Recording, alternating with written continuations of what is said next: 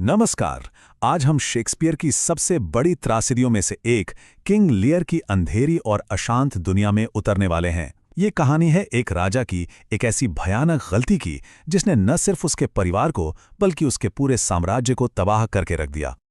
तो चलिए कहानी की शुरुआत इसी मशहूर और मनहूस लाइन से करते हैं, शून्य से शून्य ही मिलेगा।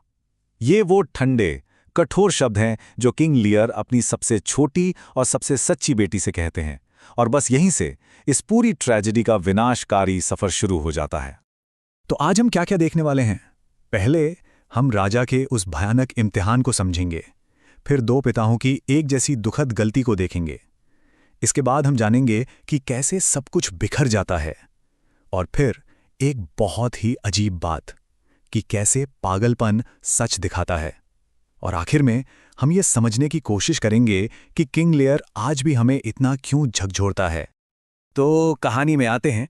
बूढ़े हो चुके किंग लियर ने फैसला किया है कि वो अपना राजपाट अपनी 3 बेटियों में बांट देंगे, और वजह, ताकि वो, और विडंबना देखिए, बिना बोझ के मौत की ओर बढ़ सकें। लेकिन इसके लिए वो एक बहुत ही अजीब और आखिर में एक विनाशकारी इम्तिहान रखते हैं। ये एक प्यार का इम्तिहान है। उनकी जो बड़ी बेटियां हैं, गोनेरिल और रीगन, वो बड़ी बड़ी चिकनी चुपड़ी बातें करती हैं।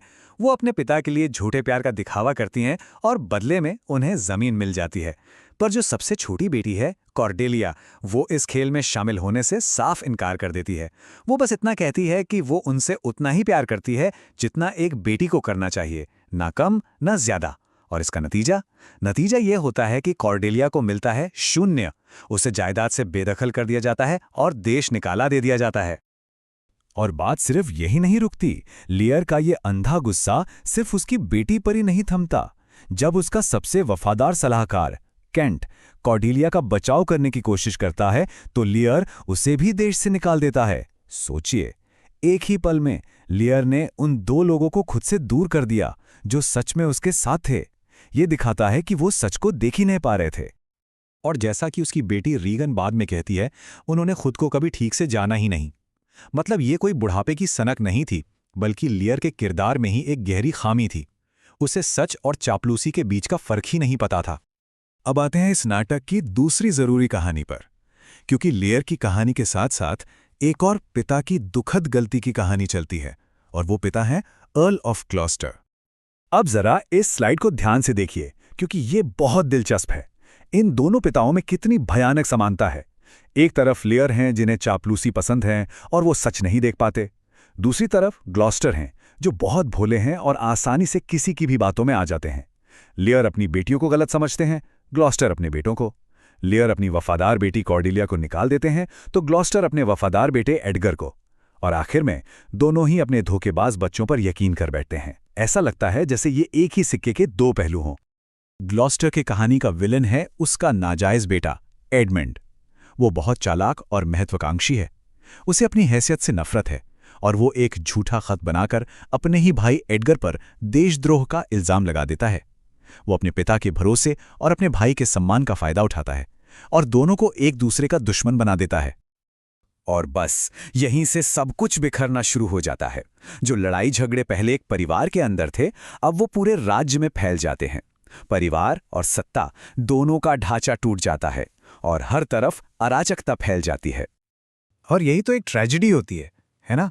एक ऐसी कहानी जिसमें हीरो की कोई एक बड़ी खामी किस्मत और बाहरी दबावों के साथ मिलकर न सिर्फ उसे बल्कि उसके आसपास के सभी लोगों को बर्बादी की ओर ले जाती है।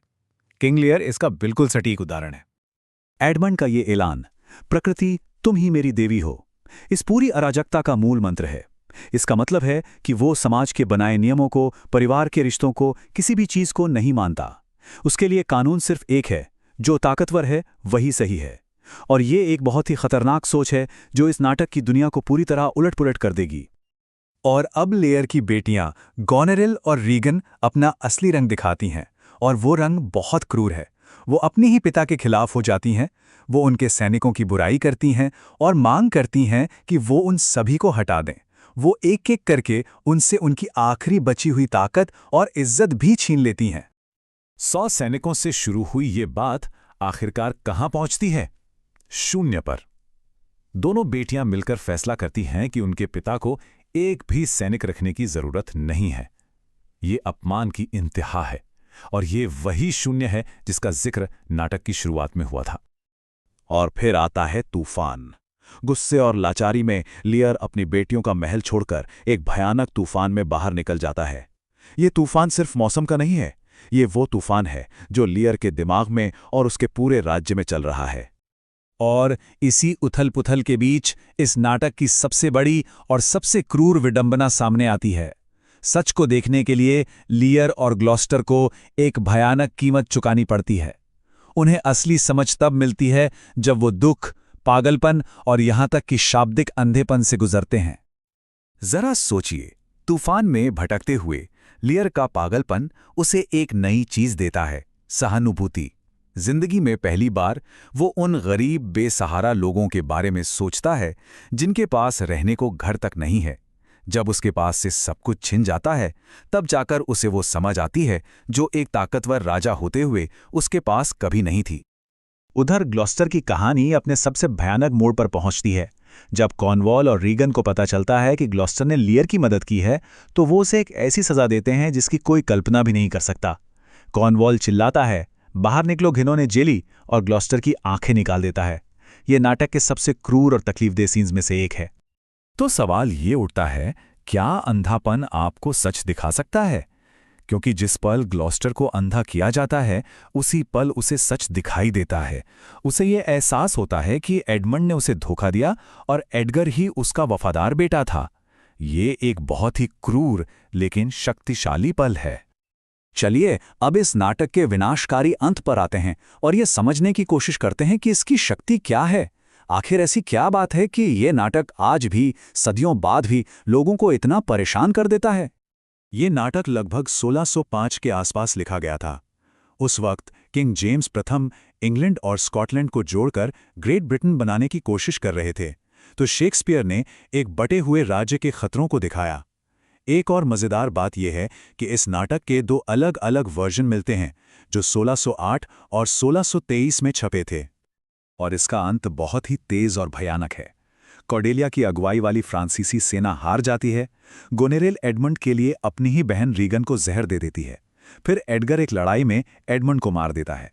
ये देखकर गोनेरेल खुदकुशी कर लेती है, और इस सबके बीच कॉर्डेलिया को फांसी देने का आदेश बहुत देर से रद्द हो पाता है। मतलब अच्छे और बुरे लगभग सभी किरदार मारे जाते हैं। और फिर लेयर अपनी बेटी कॉर्डेलिया की लाश को गोद में उठाए हुए मंच पर आता है। उसके आखिरी शब्द, जो निराशा में डूबे हुए हैं, उस तबाही और उस खालीपन को दिखाते हैं जो पीछे रह गया है। कभी नहीं, कभी नहीं, कभी नहीं, कभी नहीं, कभी नहीं। ये एक ऐसा पल है जहां उम्मीद पूरी तरह खत्म हो जाती है। और ये हमें इस आखिरी परेशान करने वाले सवाल पर लाकर छोड़ देता है कि इस अराजकता और पीड़ा से भरी दुनिया में क्या न्याय के लिए कोई जगह है? किंग लियर कोई आसान जवाब नहीं देता, और शायद इसीलिए सदियों बाद भी ये हमें सोचने पर, सवाल करने पर और शायद थोड़ा कांपने पर मजबूर कर देता है।